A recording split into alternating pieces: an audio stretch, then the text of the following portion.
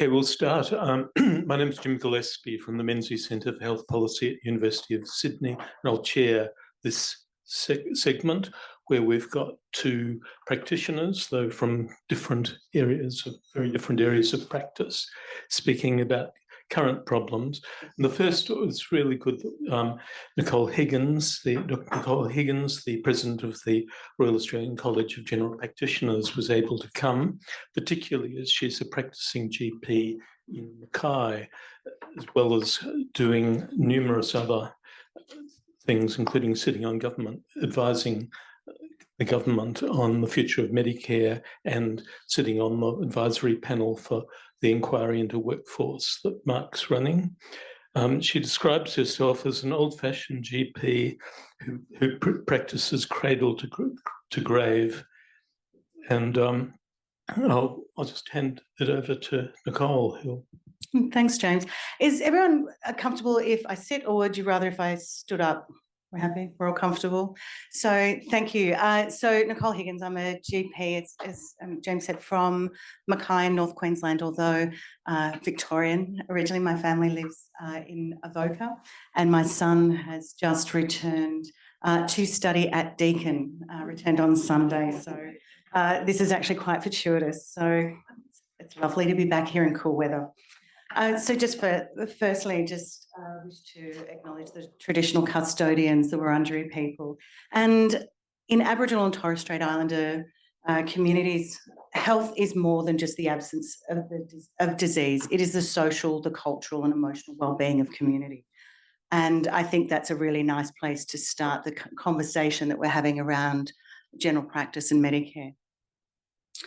So today we're celebrating Medicare's 40th birthday, and I think I've seen cakes. I'm wearing a green jacket. There's a lot to celebrate around Medicare. We have one of the best health systems in the world because of Medicare.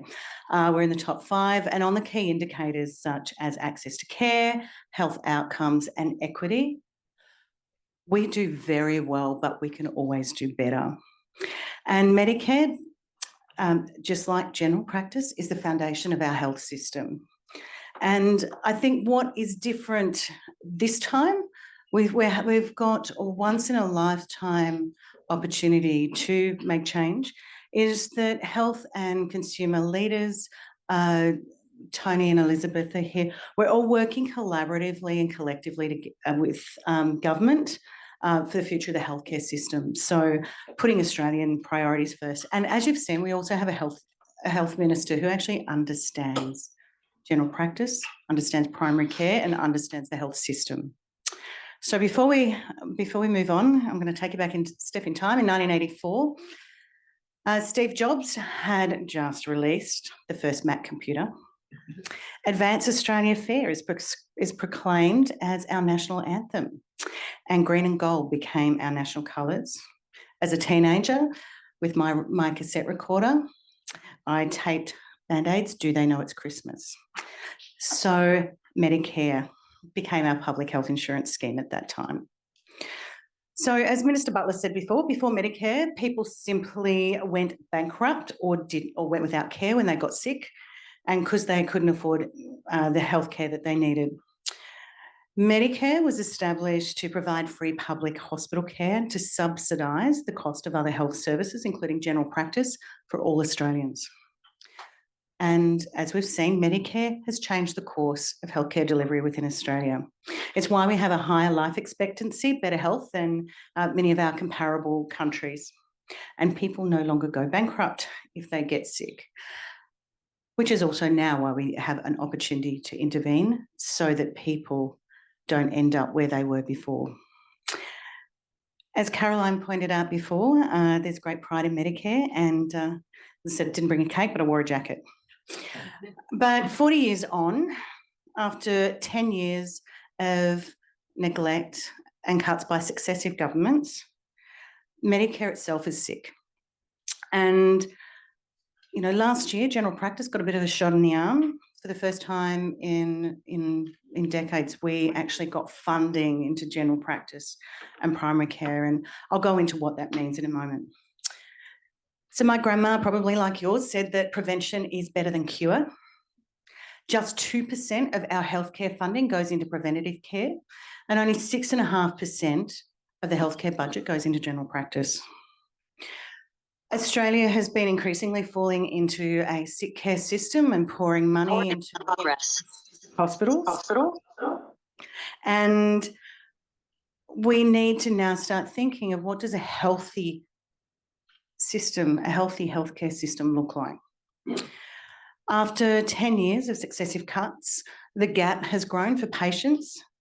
Medicare initially covered around 85% of seeing a GP, and now that's fallen below half, and that gap has been widening.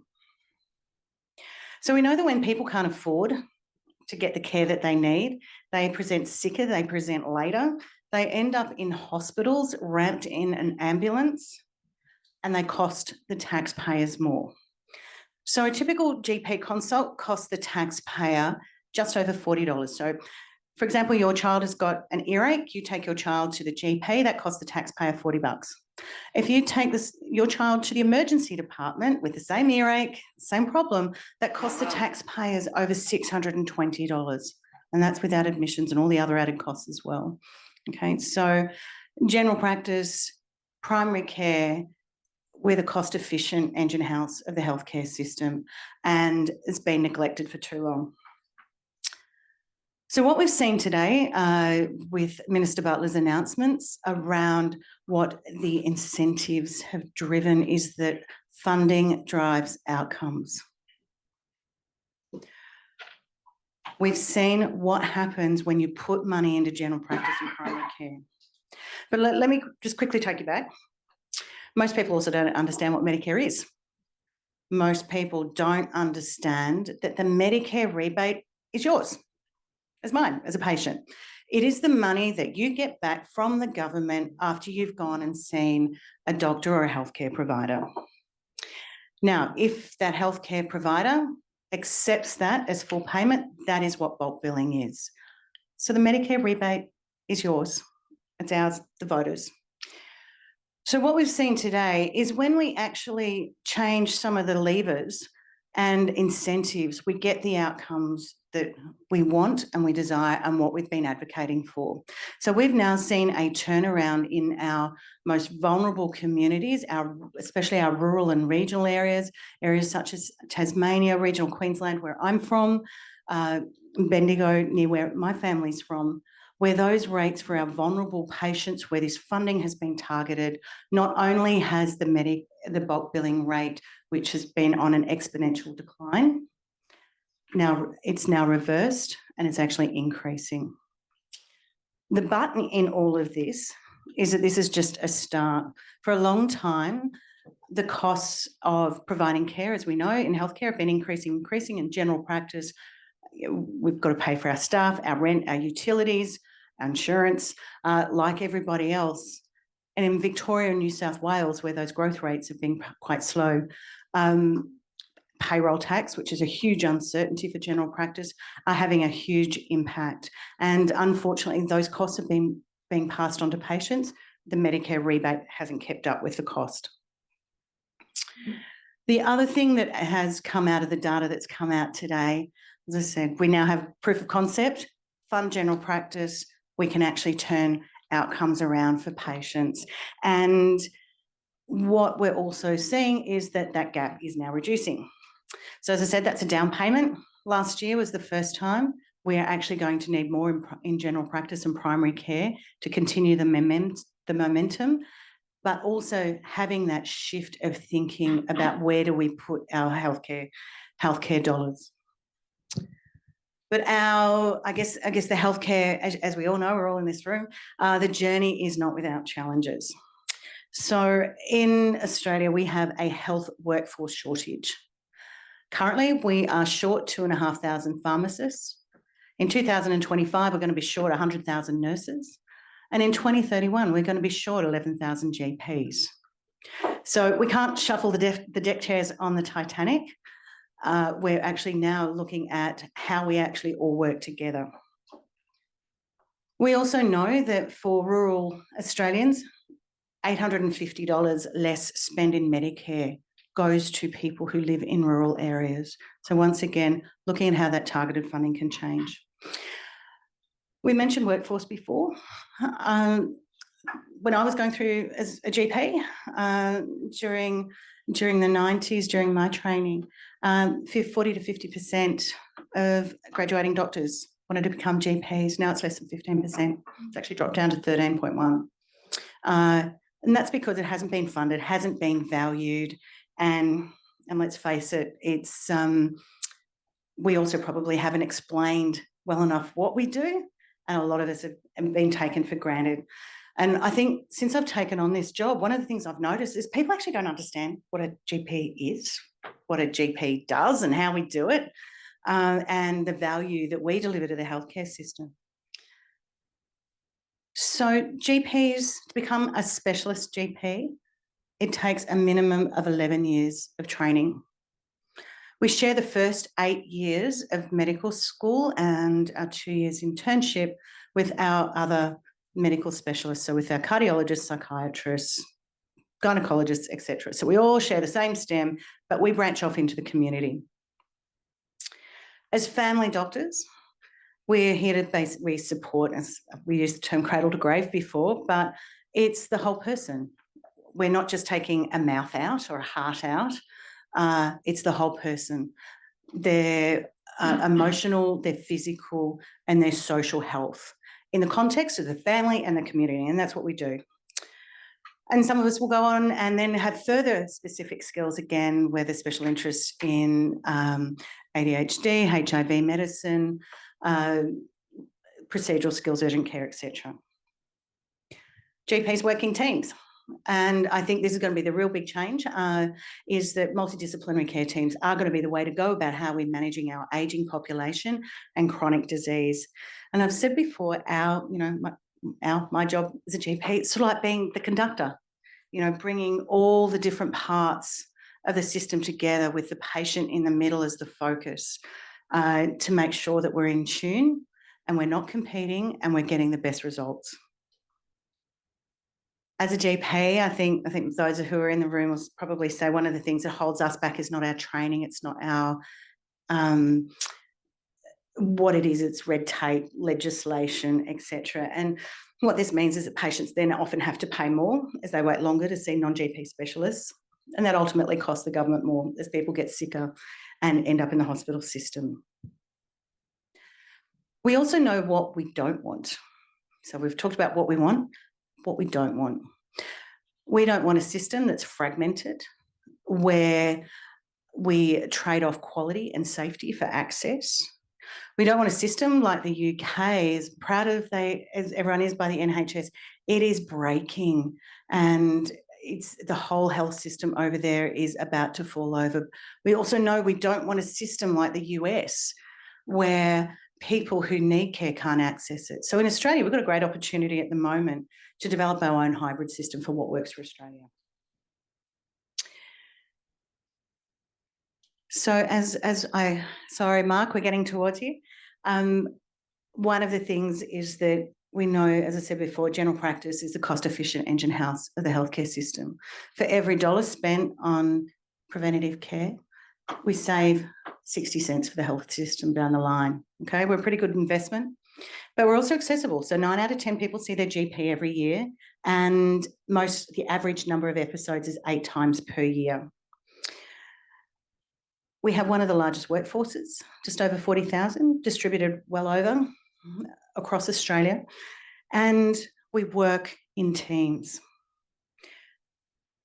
So as I said, we've got a pretty good system. The problem is it's been neglected, been underfunded. We need a system that's accessible and is supported for those to be able to access care. But we also can't fix things in one go. Last year's funding was a shot in the arm, but now we need to get it right, and this is where the whole health system is up for reform at the moment. We need to get this right now for our ageing populations, for our chronic disease. We need to get it right for the health of our children and the next generations coming through.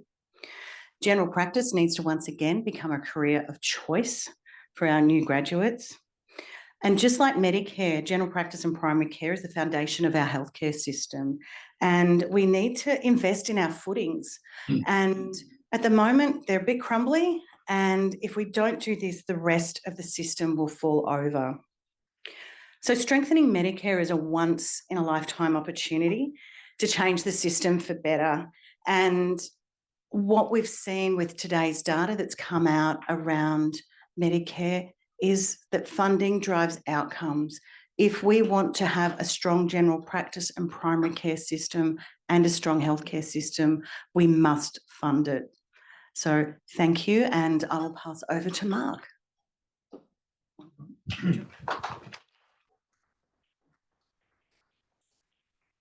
Our next speaker is Mark Cormack. Mark's currently at the Australian National University, but he's had a long and distinguished public service career, including being the CEO of ACT Health and of Health Workforce Australia, and a Deputy Secretary in the Department of Federal Department of Health. He's currently the co-director of ANU's new Centre for Health Workforce Studies, and is also, on top of all of this, doing a PhD and leading the federal government's inquiry, Unleashing the Potential of Our Health Professionals, Scope of Practice Review, which Nicole also has a role in. Mark? Great, thanks, Jim. Just want to check that people can see and hear me okay. Yeah. Yes. Okay, fantastic. Well, look, first up, I would like to just acknowledge the traditional custodians of the land that we're meeting on today, the Wurundjeri people. Pay my respects to elders past, present and emerging, and also like to acknowledge any Aboriginal and Torres Strait Islander people who are here with us today. So thank you for the opportunity to speak today and reflect on 40 years of Medicare, and the angle that I really want to take today is very much about the politics of health reform, rather than focus on all the great work that's going on at the moment, but it's more the how.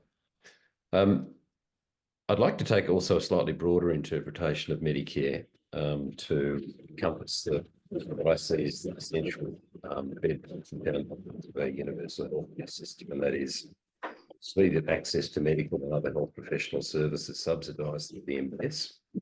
Secondly, public hospital services, which are part of the Medicare system, accessible by all on the basis of clinical health need rather than capacity to pay. And of course, the pharmaceutical benefits scheme, which began well before Medicare as a limited scheme, today provides timely, reliable access to necessary medicines for Australians so that optimal health outcomes and economic outcomes are achieved.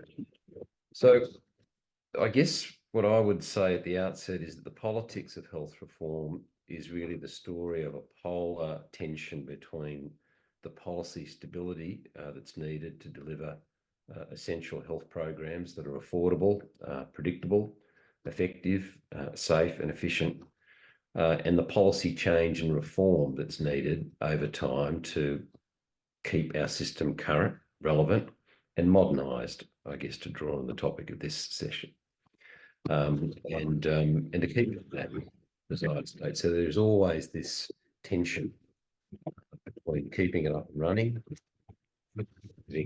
and relevant what's there. So today I just wanted to focus on two things. The first one is that the mechanisms that have brought about essential policy change and the critical role that political actors have in executing that change. I think often their role is not well understood and regrettably not well respected. The second thing I want to focus on is the role of institutions in embedding the essential stability that we need for public policy and program delivery. So first to policy change, which is the first of the two poles that we're talking about today. And I want to draw a well-researched model of policy change by John Kingdon, first published in the same year as Medicare was established, and it's called the multiple streams framework. And the story goes like this.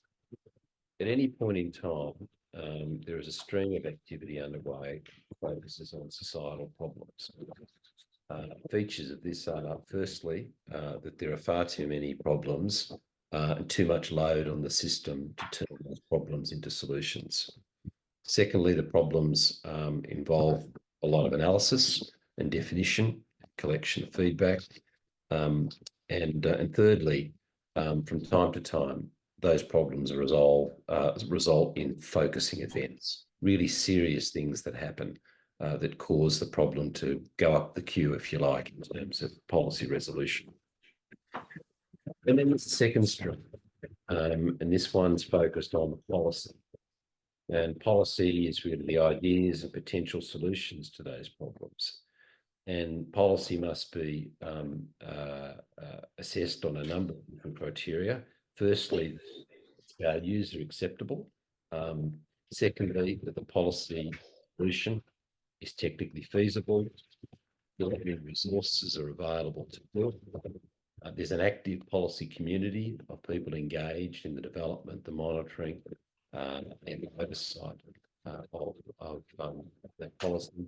And also there's that network of policy practitioners, which typically include politicians, ministers, and often public policy officials who effectively craft those policy solutions for consideration of the government.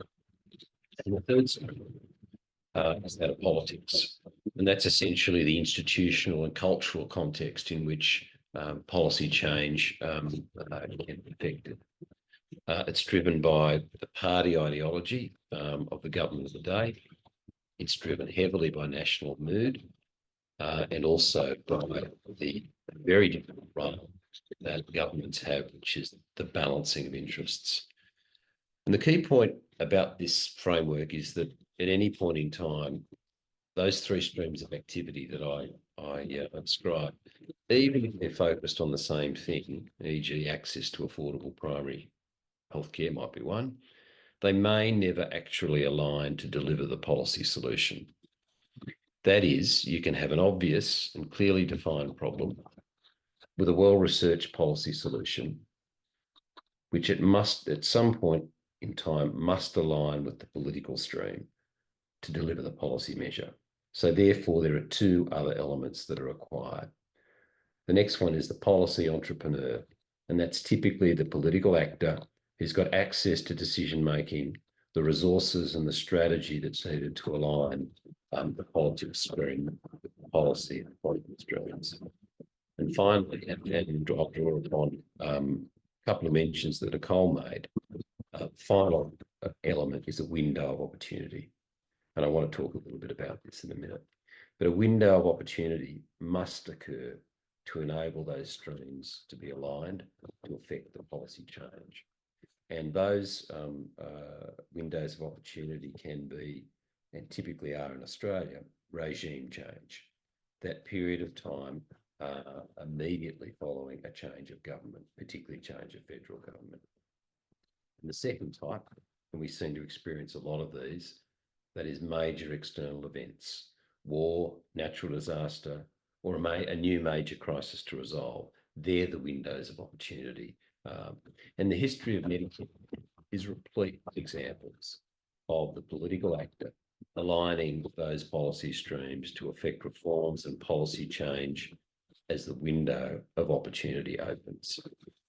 And for the most part, in the Australian Medicare context, these windows of opportunity were regime change, often intergovernmental dynamics, given the intergovernmental nature of health, and other times it can be natural events, economic and health crises.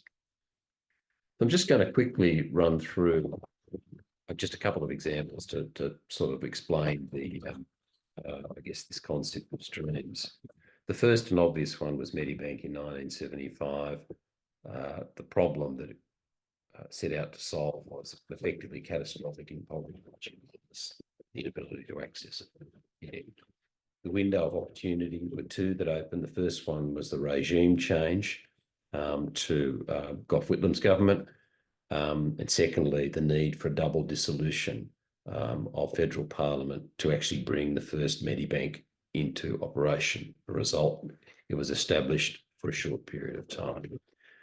From 1976 to 1983, there were significant policy changes, progressive attempts to disestablish and disassemble Medibank as it was then. The window of opportunity, of course, was a regime change, and the Prime Minister was Malcolm Fraser. Go to 1984, another window of opportunity opens up, a change of government. The Hawke government is elected and Medicare is put in place. A couple of others. Private health insurance reforms of 1998 to 2000, not specifically Medicare related, but very much Medicare linked. And these reforms were to promote choice and to support private healthcare, and also to protect the publicly funded services, the publicly funded hospital services. What was the window of opportunity? First one, regime change, the election of the Howard government, and a very active minister in Michael Woolridge. Secondly, potential collapse of the private health insurance industry. It was on the brink of collapse. And thirdly, pressure on public hospitals. As a result, a raft of private health insurance policy changes were put in place. Most of those remain in place today, and they are linked to the Commonwealth state hospital funding agreements through the then Medicare agreements. Go to 2006, the Better Access Scheme for Mental Health was introduced.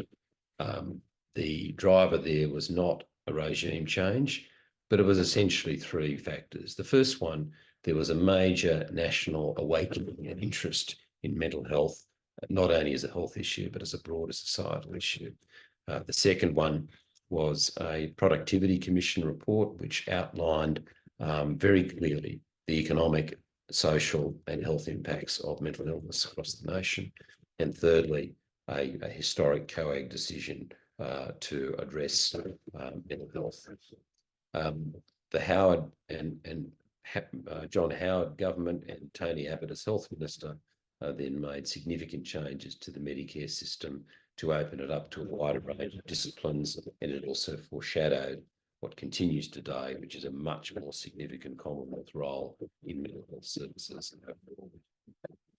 Fast forward to the 2008-2011 National Healthcare Agreements. These were the result of regime change, the election of the Rudd government and Nicole as health minister. The primary drivers were for clarity in the arrangements between the Commonwealth's role and the state's role in the operation of public hospital services. So they were driven by intergovernmental dynamics as well, because there was, for a very brief moment, a planetary alignment where all 9 governments were of the same political persuasion, and that resulted in very significant structural changes to that part of the Medicare system, new intergovernmental funding arrangements, the introduction of activity-based funding, legislated clarification of the roles and responsibilities of the Commonwealth and the states and various institutions such as the Commission for Safety and Quality in Healthcare, the Pricing Authority and the National Health Funding Body. Move forward to 2014, another window of opportunity opens up with a change of government, and we see introduction of, or the attempted introduction of a number of Medicare co-payments and safety net adjustments, and also the abolishment of a number of the previous Labor government's hospital funding commitment to the states. The window of opportunity that allowed those things to happen, a new government, regime change. And secondly, we had found ourselves in the era of the post-GFC austerity, and the political actors at that point, Tony Abbott, it's the Prime Minister, the Minister.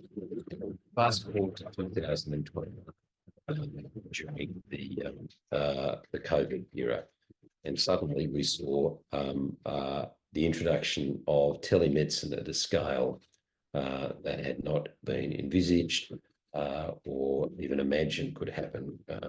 Yet it effectively happened within the twinkling of an eye. And that was largely due to COVID, providing that window of opportunity, the political actors being Scott Morrison and Greg Hunt, who were able to very, very quickly align the streams to deliver that reform. And then now we're getting the final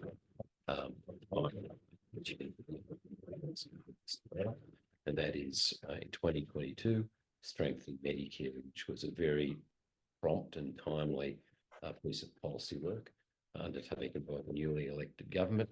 The driver, of course, was regime change and the political actors here, Prime Minister and a very energetic.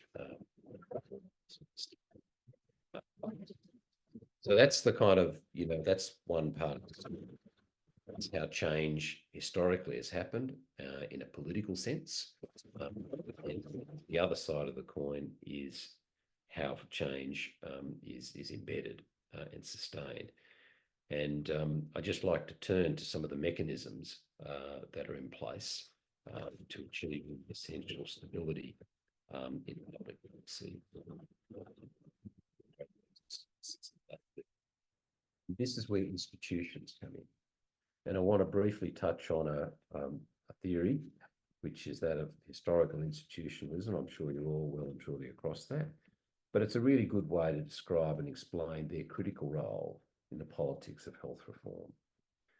And by institutions, I mean both the formal rules, such as legislation, the structures of institutions, and the enabling and constraining effects that those institutions have on individuals and groups, and the ability of government to be able to affect change or sustain it once it's made. Institutions create both stability or equilibrium, and they also shape how policy change is enabled or not. Some macro examples: Parliament itself, classic institution. No policy change can come out and be implemented unless it gets through Parliament. Second example at the program level is the pharmaceutical benefits scheme. It's a very tightly constructed institution which has a set of legislative rules and models of operation that effectively ensure that we are able to get access to new and innovative medicines and changes to existing arrangements on the basis of clinical efficacy and cost effectiveness. And then there are process institutions, such as the National Cabinet and the various intergovernmental forums that enable the development and maintenance of intergovernmental agreements in healthcare and indeed in other areas of public policy, federation funding agreements. And then there are mechanisms closer to the ground and the interface with the policy players and civil society. And these can be advisory arrangements that are established. They can be standing agreements that are developed between federal government and various stakeholder groups to progress or review or enable policy to happen. And importantly, the key features of institutions are firstly that they have rules and processes that create the necessary stability for the system. And in our case, we're talking about today, it's Medicare. And when you consider all of the highly specialised elements that keep it on the road, you understand the importance of institutions. At the very top, we have the Medical Services Advisory Committee, or MSAC, which has a critical role in distilling down the evidence that underpins the case for the listing of new services or treatments onto our scheme. We have the payment system itself. There's well over 1 million transactions every day through the Medicare system. And the payment system that enables that to work is an institution in its own right. And then, of course, there are the compliance mechanisms that ensure that benefits paid. For institutions, a predictable path or pattern is set for dealing with new problems along the way, such as modernising Medicare. And as a result, policy change or attempts at policy change can demonstrate what's called path dependence. And that is a proven way, productive or unproductive, of identifying, addressing or responding to new policy problems. And this path dependence can be both protective in the case of a poorly thought through or unconstitutional policy solution, or it can be obstructive in that the policy that is being promulgated and considered is not able to be easily dealt with by the existing institutional arrangements. And in this model, policy change occurs in two ways. The first one, which is what we're more familiar with, is through a process of layering, incrementalism, drifts, and gradual feedback that enables us to adjust and modernise and progressively improve the policy settings of our programs, such as Medicare, pharmaceutical benefits, public hospitals, whatever. This typically happens during periods of stability or relative stability, protected nature and infrastructure of institutions. Or it can happen through institutional change itself, and this occurs through major policy change. And two examples of that in the Medicare context are obviously the establishment of Medicare itself in the first place, massive economic change, massive institutional change, societal change. And then, of course, in more recently, the Rudd and Roxon reforms that I mentioned around reforming public hospital funding arrangements involved a replacement of old and an addition of new institutions to enable that to happen. And of course, once these changes occur, either incremental or major, the strength of institutions enables stability to be renewed and continued. And there's an important crossover here between the policy change process that I described at the beginning of this discussion and the role of institutions. And that is, by and large, the political actors can both maximise the opportunities as they arise or not, and shape the institutions that support that change. And that's how it's meant to happen in our democratic system of government. Weak institutions means weak governments. So for the rest of us, as we reflect on the 40 of this incredible and much loved institution, I'll just conclude the following.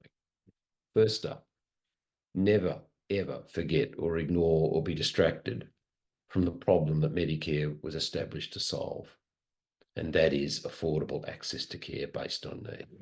Secondly, continue to invest in the efforts needed to develop, design, implement, and evaluate the potential and current policy responses to those problems. And we're seeing an opportunity to do that now. Thirdly, engage in the policy processes in whatever capacity is available to us, and we all have different ways of being able to do that, to ensure that the political actions that are taken are well informed, soundly based, and all interests are considered. Fourth, look out for the window of opportunity as it arises and never let it pass by. Never waste a crisis.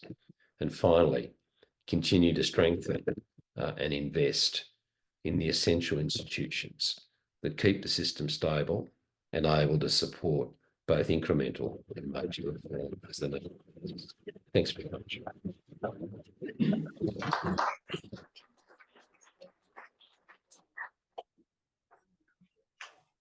Yeah, thanks a lot, Mark. Nicole is going to take the opportunity of making first comments or questions. I'm actually going to open it up to the room. What would people like to know about what's happening behind the scenes, what's happening in the reform discussions? We've got reformitis at the moment, so I think all of us who are all in these spaces are doing a lot of work, but not always getting that information out. So if anyone wants to ask some questions.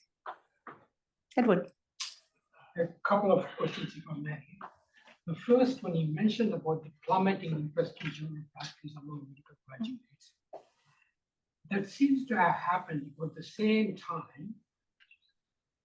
That seems to have happened about the same time when universities some universities started moving to postgraduate medicine to increase their income. For example, even public universities, as University of Melbourne, Macquarie University, they charge about $400,000 for their medical degree. So it's not surprising that medical graduates would move away from general practice to recoup their income. So that's something to be looked at. The second one is about pay doctor checks. Now, everyone has abolished checks, yet health department is still sending pay doctor checks to patients. Okay. So why isn't RACGP liaising with the minister? Yeah. You are? Okay. Fine. Thank you. So that's the first one. But going back to the first part, so when we're talking about workforce, we're talking around attraction, recruitment, retention, right? So the attraction part, we've got more medical graduates than we have ever had before. It isn't translating into more GPs. So yes, part of the problem is that by the time you come out of medical school and as a postgrad, you've got a lot of debt to service, and the HECS is a killer. And so for general practice, our average registrar age is 33, 34, 2/3 are women, majority train in urban centres. So that's the first part, attracting the right people in the right places. And the next bit is exposure to general practice. So making sure that medical students are exposed to general practice and rural general practice right throughout their medical training at each year, but then they fall off the cliff when they go into the hospital system and lose contact with general practice.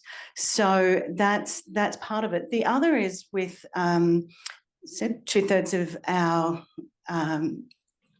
GP trainees are women, is that in general practice, there's no paid parental leave entitlements that is equivalent to what hospital doctors get.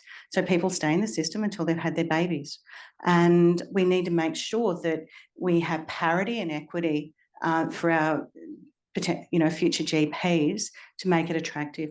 Then the other part is, why do all this training and do your 11 years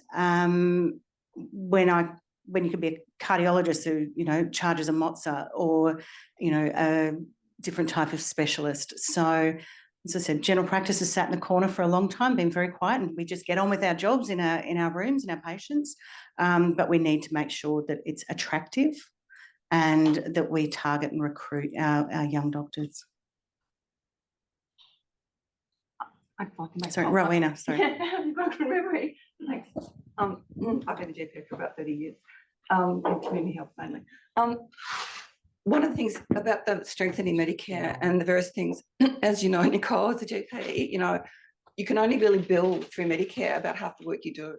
Has there ever been any thoughts about, and I'm actually really surprised people aren't aware of this, including one of the major kind of health experts in Melbourne, whose name I won't mention, didn't realise that when she went to ask her local practice for a prescription from her father, they started charging her for it. And she said, that was always bulk billed. She didn't realise it's not bulk billed if the patient's not having a consult with the doctor. So has there ever been, the scripts are one thing and there's other things like referrals, has there ever been thoughts about somehow having a Medicare payment for those kind of things in the discussion? So this will probably come back into the task force discussion with Mark. You're right. For every 3.5 hour session generates about 1 hour of unpaid work. I say 3.5 or 3.5. Yeah, it's really doubled in my life, and it's increasing. Yeah. And then so you're right, and you only get paid if you have someone who's sitting in front of you. Yep. Or now in telehealth. So telehealth's been really important in picking some of that up. The other is then, yes, we have fee for service, but then how do we have those blended payments that support teams? So the GP might be, you have your practice nurse doing some of that, a pharmacist in practice who's actually also supporting the medication. So that's where that extra funding, how do we look at that within strengthening Medicare to support those teams within general practice?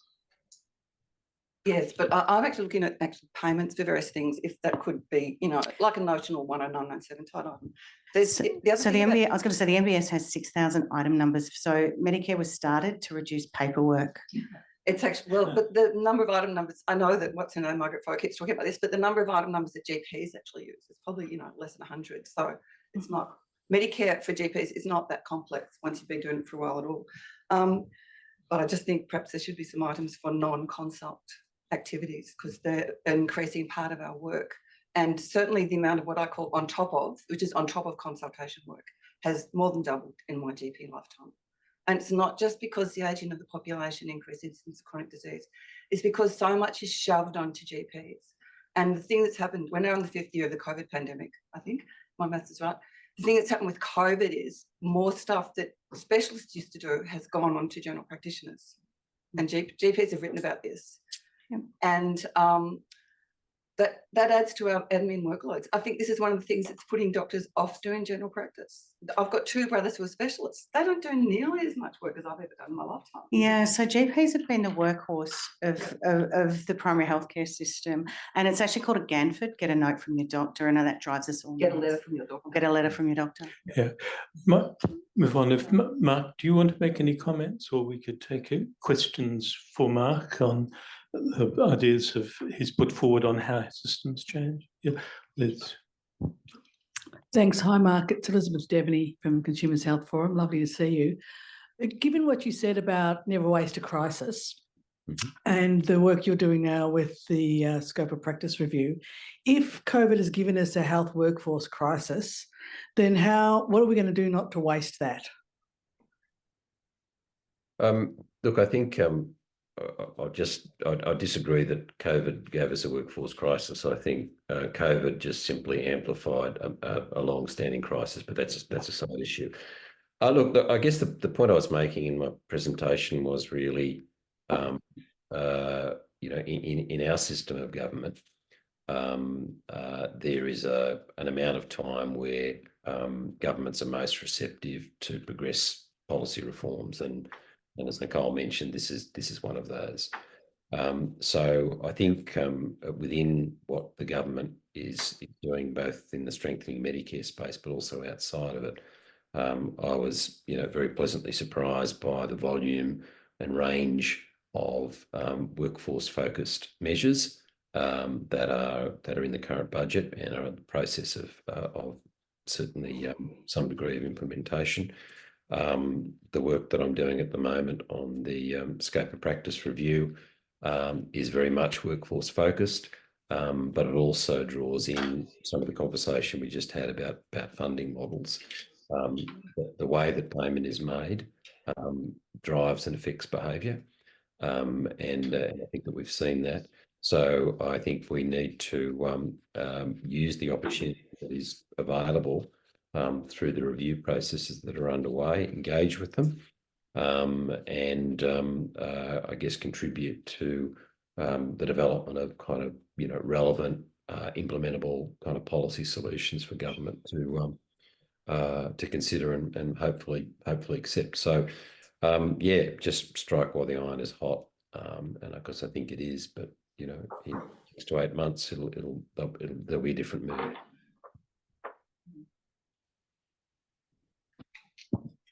Hi, Mark. Tony Lawson, Chair of Consumers Health Forum of Australia.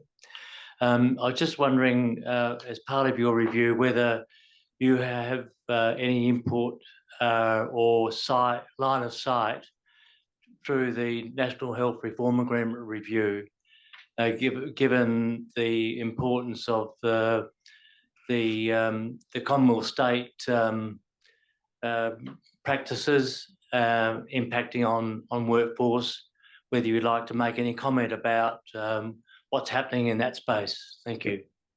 Thanks, Tony. Good to see you.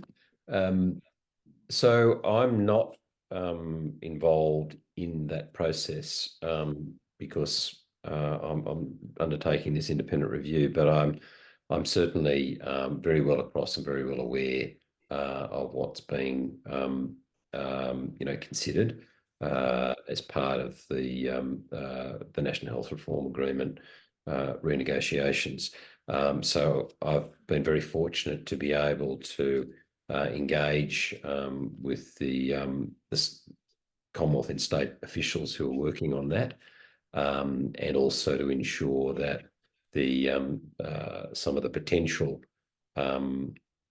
solutions that may come up as part of my work are able to complement some of the reform work that there appears to be an appetite to build into the next agreement. So yes, we'll be coordinating with that very, very closely. But I'm not actually running that, but I'm certainly aware of what the interfaces and overlaps can be with the work that I've been asked to do.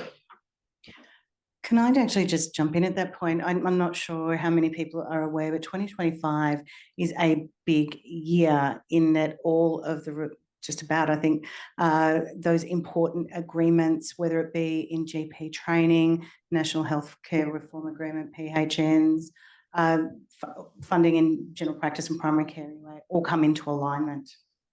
So hence the opportunity and the risk. And making sure that, so this year is going to be a very, very important year as we go lead into that. Will they involve major changes? Because if you, Mark's suggestion, regime changes when things happen, the run up to an election is probably when things don't happen. What's the prospect of change in those areas, or other things that have to be done that sort of trump? So, I mean, obviously the work with all of the reforms, as I said, every part of the healthcare sector is got a reform piece at the moment. I mentioned the word reformitis before, but it's really an important piece. You've also got a government with a reform agenda, with time, and who, you know, most likely going to be elected unless something happens or a crisis or whatever happens. So, you know, being really pragmatic, there is opportunity. Now, what does that look like? I guess many of us in the room here get that opportunity to at least participate and hopefully drive some of it. Yeah, I just echo that. I think notwithstanding that next year's an election year, there are a number of areas of the health system that are causing great concern. Obviously, strengthening Medicare is part of the potential solution to that, but workforce is another, and there are several others. So I would have thought that given the common problems that are shared across the jurisdictions, the reform kind of focus of the Commonwealth government, I would have thought that there are prospects for some significant reforms. And with the National Health Reform Agreements, every time they get renegotiated, and I've been involved with a number of them in the past, they are incremental, but there is always new opportunities that arise to shape and direct reform through those formal institutional arrangements, which are the agreements. They've got money associated with them. They've got accountabilities associated with them. And that's the best way to focus people's attention on linking those things to reform.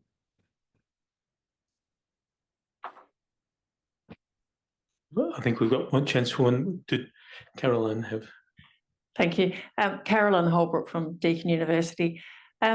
My dad recently had quite big surgery on his lung, and the surgeon was extremely skilled, I think, and did a very good job. But fairly soon afterwards, Dad was sort of kicked back to the general practitioner to deal with some fairly serious ongoing issues after his operation.